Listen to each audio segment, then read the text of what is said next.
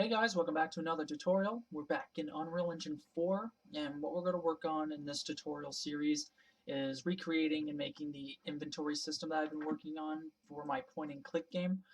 So I did put up a demonstration video of it. I'll put a link right here for it, but I'll also demonstrate it right now on how it works. So let me pull it up.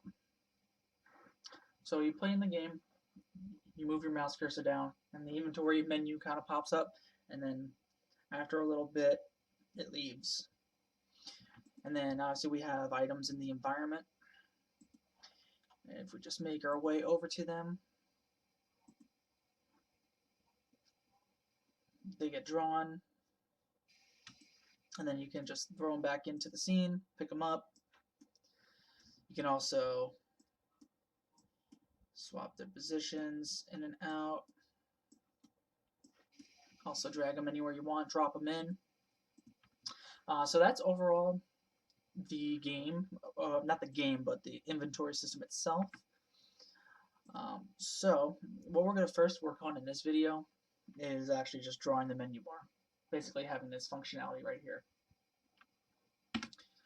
So it's going to take a little bit of effort. It's not too difficult. It does primarily require us in the HUD. So before we make any kind of classes, we do need to bring in specific content, specifically a texture for that menu bar. So right now I have a point and click folder with blueprints in it. We have the character, the controller, and the game mode. But I'm going to right click on the point and click and make a new folder for it. We'll just call this textures. Then we're going to hit the import button. And I did make basically a very simple kind of, it's grayish color, it has opacity to it. And it's just enough opacity where it looks normal and looks good. So you can go into Photoshop, you can make it, but I'll also include a link to this specific texture in the video, so if you want to download it, go for it. So what we're going to first need to do now that we have that imported here, we're going to go into our blueprints folder. We're going to right click, we're going to go to blueprints. Let's go to just click on blueprint, and we'll just type in HUD at the bottom. Just select HUD, hit select, and then we're going to call this P_C_HUD. And what we need to make sure as well is if we go into our game mode, that we go for HUD class, we change that to PC_HUD. That way, it'll be using that HUD. So right now, we don't see anything.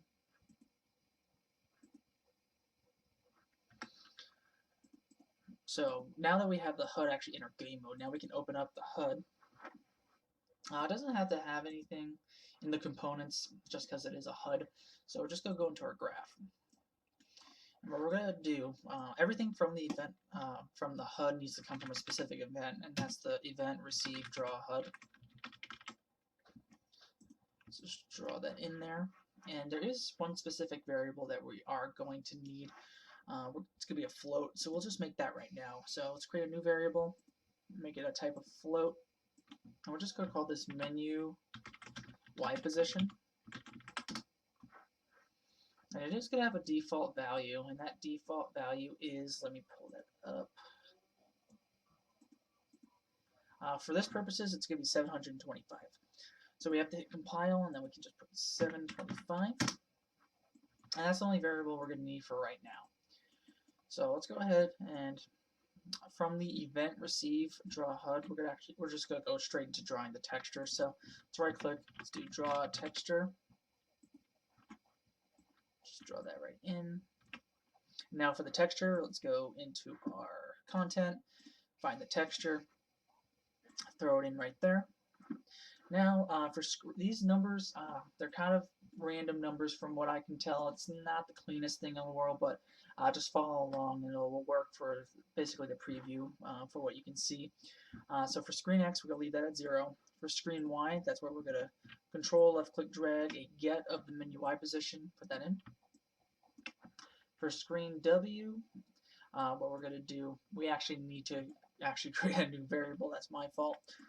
So disconnect everything. And what we're going to do here is we're going to convert this to a float. Same thing for this. And we're going to grab one of them. We're going to say make vector 2D for x and y. Whoops.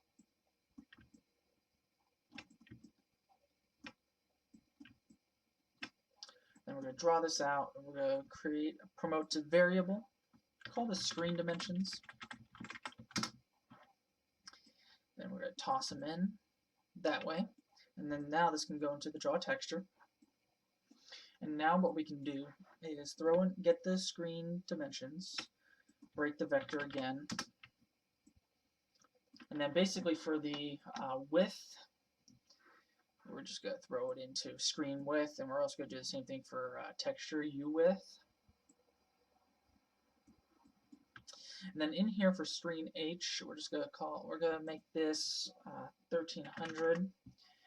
For texture U, we're going to make this 125, and then texture V, we're going to make this 500, and then for texture V height, we're going to make that 500 as well. So right now, if we play, we're not really going to see it, if I remember correctly. But if we change the menu Y position, if we make this like 500, we should see it being drawn. Yeah, and there it is. So we're just going to make this back to 725. And what we need to do now is the actual drawing and the movement of the HUD is going to be based off the Y position of the player's mouse. So what we would need to do is first get the player controller, and then from here, this is where we can get the mouse position. So if we just get mouse position, it'll give us the X and Y. We really don't care about the X. But what we're going to do, we're going to drag this out. We're going to do a compare float. Throw that into the executive, or execute, not executive, but, and what we're going to do, we're going to see if the actual mouse is going to be at a certain Y position, and that number, we're just going to put it, we're going to hard code it in, we're just going to do 675. And so if the mouse is greater than or equal to 675, so from top to bottom, it's from 0 to 725 is the very bottom. So 0, 725. So if this mouse position of the Y is greater than or equal to this, that's when we want to make, we're going to make a new variable now. It's going to be a bool. And we're going to call this B menu bar visible. And we're going to set this to true.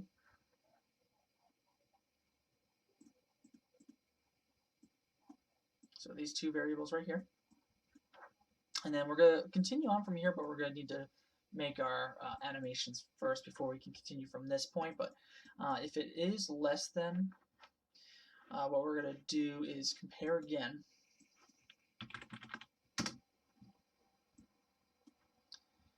And we're going to put in 615. So essentially from 615 to 675, that distance of 60, that's going to be how tall the menu bar is once it's drawn on screen. So we want to see if the player's mouse moves away or above 615, so it goes to like 610, 500, wherever you want to have it. Once it reaches that position in the Y on screen, that's when we want to hide the menu bar again. So it's at this point where we want to get the menu bar visible. We want to do a branch because we want to check the condition of it. What we're going to do, so if it's equal to or less than 615, that's where it's going to go in. And then from here, stuff's going to happen from the true, but we don't have that logic just yet. What we're going to need to do is now make some timelines for the actual animation of this texture. So let's right click, let's add a timeline. Let's just call this show menu bar animation. And we're just going to copy and paste and hit F2 to rename it. We're going to call this hide menu bar animation. So we're going to start with the show. And basically what we're going to do, it's going to be a float, and we're going to name this track show menu bar. Gotta rename this so that's capital. Nope, okay. And the length is going to be 1 second. And if you hold down, I believe it's shift and left click, create 2 points. from time 0 to value 0, and then the second point is going to be from 1 to 1. And then if we basically hit these buttons here, it'll give us the curve, or the line essentially. And we're just going to need to make sure the length of this is 1 second. So that's all we need to do for that animation. And what we're going to do from here is, once this is finished, we're going to set the menu bar visible as true. And then basically, as this is going, we're going to be updating the position of the menu Y position. So let's grab a set for the menu Y position. Let's get 2 of these. One's going to get plugged in from the update because we're going to update that in real time as it's animating. And the other one's going to be when it's finished. We're going to make sure it gets set to 625. So what we're going to need to do now is draw this out, multiply. We're going to do float by float. And now this is a time where we're going to need to make a delta time variable. So let's right click, let's do event tick. From here, promote to variable. And then we're just going to name this guy delta time.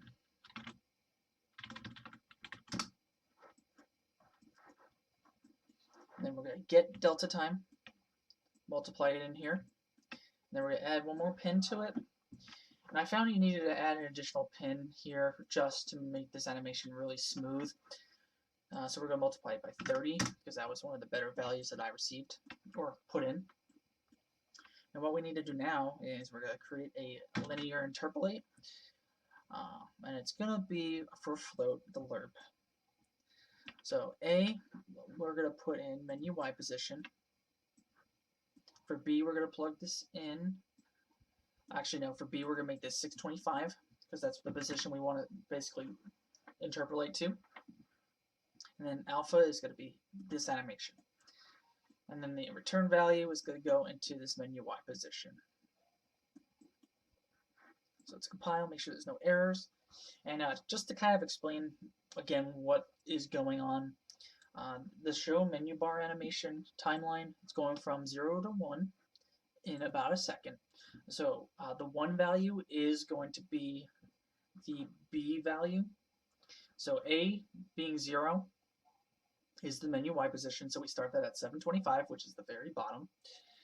B is going to be that 1 value, so it's going to go from menu Y position to B, which we hard-coded in at 625. So we know menu Y position is 725 and B is 625. So within that 1 second, it's going to go from 725 to 625, and the alpha is that animation itself. And then as it's up, while it's updating, we're updating that position. And then when it's finally done, we're going to check to make sure menu bar visible is checked for true, because it is. And then just to confirm, we're going to make the menu Y position 625. This may not be necessary for right now. I'll leave it out just to see if we get any errors. But that's all we need for that animation. And then for the reverse, it's going to be a very identical animation, but we'll start from the beginning again. So we'll call this float, and we'll call this hide menu bar. And again, shift left click twice, just to make 2 points. The first point again is going to be 0, 0. And the overall length of this animation will be 1 second again. So make sure that hits. And then the second point is going to be 1, 1. And it's again going to be a straight line. Let's go back to our event graph. Now that we have that, again, this portion is going to be very similar, except we need to change some numbers. So we can copy and paste this, throw update into that, finished into that. But we are going to have to make menu bar visible false. For consistency, we're going to make 625 into 725 because that's when it hides it again. So again, 725. And we can actually make, instead of 30, we can make this 8. And then all we have to do is plug in the hide menu bar into the first part of that multiplier. So that's all we need for these 2 animations. So we got those set up. And now all we need to do is actually play these animations in the appropriate spot. So let's just make sure these guys don't get in the way. Let's throw them up here. And we'll actually hit C to comment, and we're just going to call this menu bar animations. And then from here, again, this top portion, this is for showing the menu bar.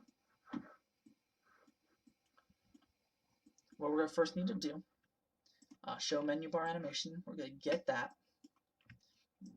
We're going to set the play rate.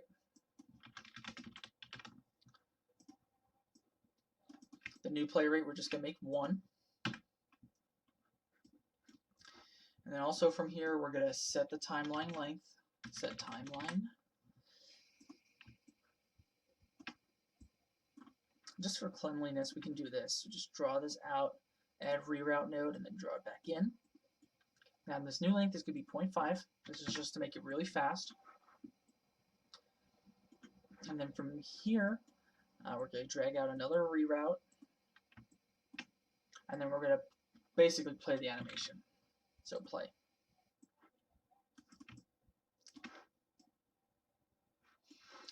And with this basic logic here, we can actually have the menu bar show up if we did everything right. So let's test this out.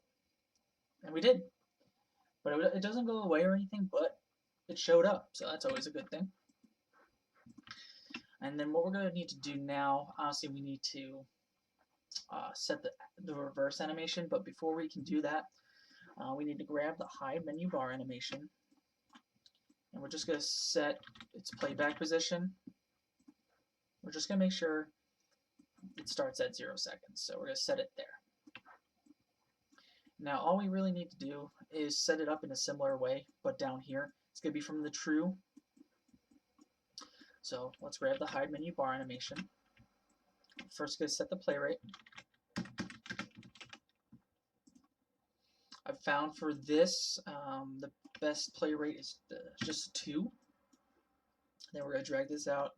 Create a reroute node. We're going to set play.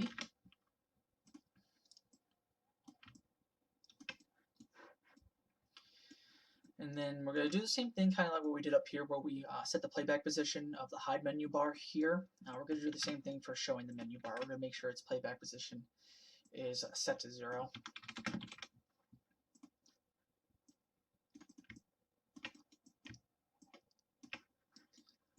And that's really it. This should work. So let's see. And if we look at our mouse, as soon as it gets to 615 or higher,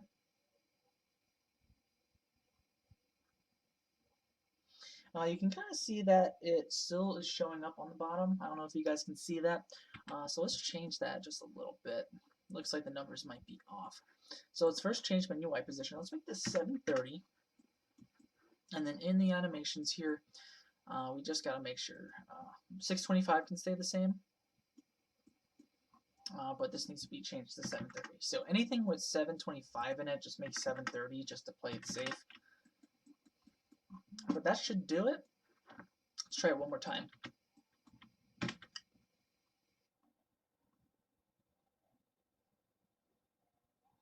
Okay, it's working. So we have it here, and then it disappears, comes back up, leaves, comes back up, leaves. One thing that you'll notice, if you hit full screen, it doesn't work correctly. I'm still trying to figure out how to fix that. I might make a annotation video on this just as a correction, just because, yeah, this should not be the case. It should look the same no matter how big this screen is. So I think I may know what the issue is, but I'm gonna have to look into it some more. But once I figure out what the issue is, I will make an annotation video just so you know about it and you can implement it into your own game if that's what you're doing with this. But luckily we were able to get it working in just the normal preview window. And how I preview everything, I just do it in a new editor window. So keep that in mind as well. So just to kind of review what we did, we created a HUD class. So in Blueprint, we created a blueprint for HUD, and we made sure that we're using that HUD in our game mode. So make sure you don't forget that. And then also I will have a link to this texture. It'll be like on my Google Drive. You can download it. It's very simple to make if you don't want to download it for any reason. But then in our HUD, everything has to go from the event receive draw HUD, and then from here we basically made a new vector 2D variable for screen dimensions just in case we need it. It's in there that I may find the resolution for that screen problem we just saw. So again, keep an eye out for the next video once I find out how to fix that. But from there we draw the texture, we get our HUD texture, and then we put in these default values. And then from here, we track the player's mouse position. We check to see if it's towards the bottom of the screen, because we know the screen, the max Y position of the screen for right now is 725. So once it gets to about 675, that's when we want to go ahead and show the HUD, not the HUD, the menu bar. And then once it gets to 615, if it's already showing the menu, we're going to hide it again.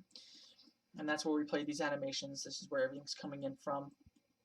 And then we set up the appropriate play rates and the playback positions and timeline lengths and everything we need to do.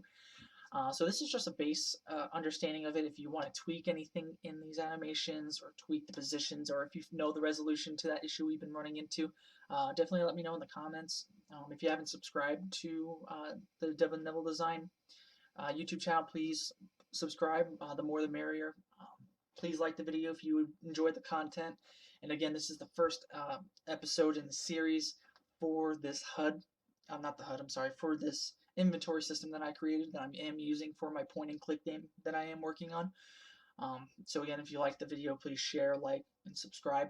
I want to thank you guys very much for watching. I'll see you next time. Bye.